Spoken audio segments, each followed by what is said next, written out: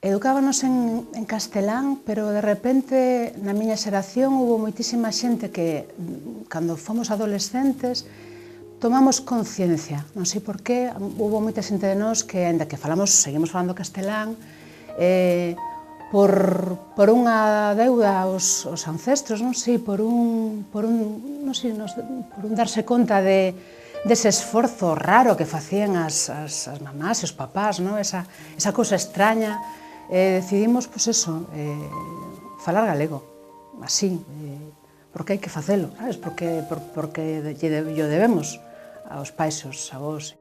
Que significa falar galego para min? Foi unha mezcla de... Me emociono. Sabes por qué? Porque hai culpa. Hai culpa. A ver, hai amor, pero tamén para min é unha obriga constante, porque eu son castelán falante, o sea, todo o que trago en castelán, case todo, non? Teño culpa, como moitos de nós, non? Creo que moitos galegos, non? Teño culpa, entón, esa culpa tamén é un rollo, non? Teño un esforzo, porque en canto me venen a falar en castelán, cambio rapidísimo a castelán porque me é máis cómodo. Escribo mellor en castelán, a ortografía teño máis clara, o galego implica un esforzo. Nace do amor, a decisión de tal, pero implica un esforzo moi grande, porque tampouco o medio axuda, entonces é como tens que veña a tirar de ti, non? Sí, e tamén as débedas son o que me fai, sí, falar cada vez máis. E tamén porque teño ganas de ter autoestima.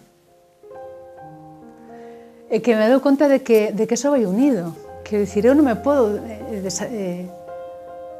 desapegar do que somos, o do todo. Non me podo desapegar. Yo soy tú y tú eres yo, es así. Entonces, por recuperar a miña autoestima. É un rollo de recuperar algo que nin sequera sei que é, pero que sei que ten que estar aí, sabes? É algo que tiven algunha vez e que perdín. Eso heredado, eso que ven na sangre dos nosos ancestros, entendes? Algo que se perdeu, que era noso, que se perdeu e que non se sabe ben, pero, sabes, é que hai que recuperar. Digamos que como algo, no meu caso, algo intuitivo, algo moi de chica, non?